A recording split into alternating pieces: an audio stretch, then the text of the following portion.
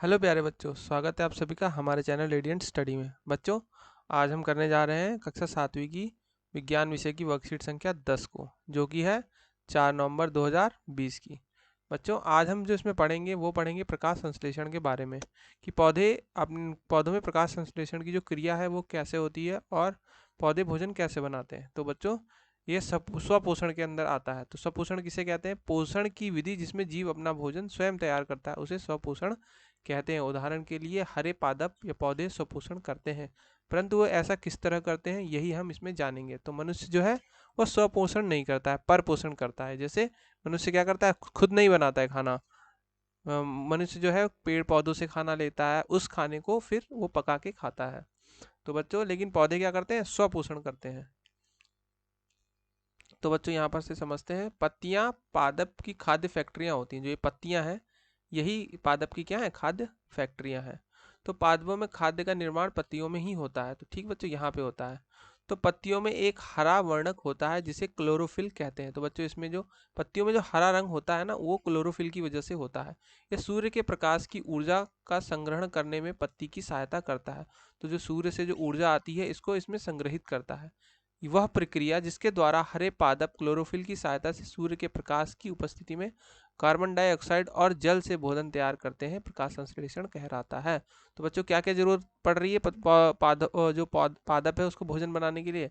उसको क्लोरोफिल की जरूरत पड़ रही है, दूसरा कार्बन डाइऑक्साइड गैस की जरूरत पड़ रही है, और तीसरा जल की जरूरत पड़ रही है। तो जो इन तीनों जो जरूरत की चीजें हैं, इनकी हेल्प से जो बनता है भोजन, और जो इस प्रक्रिया जो होती है इसमें, इस प्रक्रिया को ही जो यहाँ पर प्रकाश संश्लेषण कहा जाता है। तो बच्चों, इसमें है कि हवा से कार्बन डाइऑक्साइड पत्तियों की सतह पर मौजूद छोटे छोटे छिद्रों के माध्यम से लिया जाता है। तो बच्चों, यहाँ पर जो है पत्तियों के अंदर छोटे छोटे छेद होते हैं, इनको स्टोमेटा कहते हैं या छिद्र रंध्र भी कहा जाता है। तो यहाँ पर दिया भी है इन्होंने, इन छिद्रों को रंध्र या स्टोमेटा कहते हैं। तो बच्चों, जो पौधों की पत्तियां होती हैं इसमें छोटे छोटे छेद होते हैं, तो है ना, इसमें रंध्री द्वार होता है और द्वार कोशिकाएं होती है। तो ये बच्चों कोशिकाएं हैं, ये वाली, ये और ये द्वार है। इसकी हेल्प से ये क्या करता है? कार्बन डाइऑक्साइड गैस लेता है।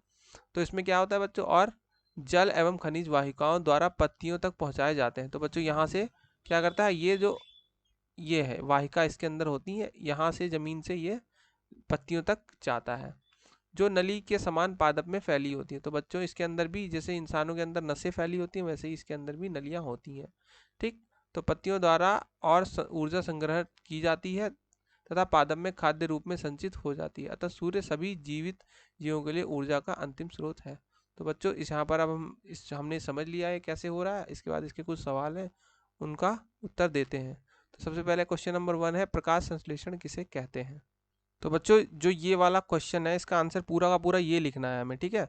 तो यहाँ पर इसी को मैं हाईलाइट कर देता हूँ, क्योंकि यहाँ पे ज़्यादा जगह नहीं है लिखने के लिए, तो आपको ये पूरा पार्ट जो है ये इसके उत्तर में लिखना है। तो प्रकाश संश्लेषण किसे कहते हैं? तो यहाँ पे वह प्रक्रिया जिसके द्वारा हरे पादप क्लोरोफिल की सहायता से सूर्य के प्रकाश की उपस्थिति में कार्बन डाइऑक्साइड और जल से भोजन तैयार करते हैं, वह प्रकाश संश्लेषण कहलाता है। तो बच्चों, ये आ जाएगा इसका उत्तर। रंध्र से आप क्या समझते हैं? तो बच्चों, रंध्र क्या होते हैं? जो छोटे छेद होते हैं, ठीक है, छोटे छेद, जिनसे पौधा क्या करता है? सांस लेता है या फिर कार्बन डाइऑक्साइड गैस को अंदर लेता है। सूर्य ऊर्जा का चरम स्रोत है, कैसे स्पष्ट करें? तो बच्चों, सूर्य की ऊर्जा से ही क्या होता है? सभी जीव जंतुओं को ऊर्जा स्रोत मिलता है, यानी कि सभी जीव जंतुओं को भोजन मिलता है।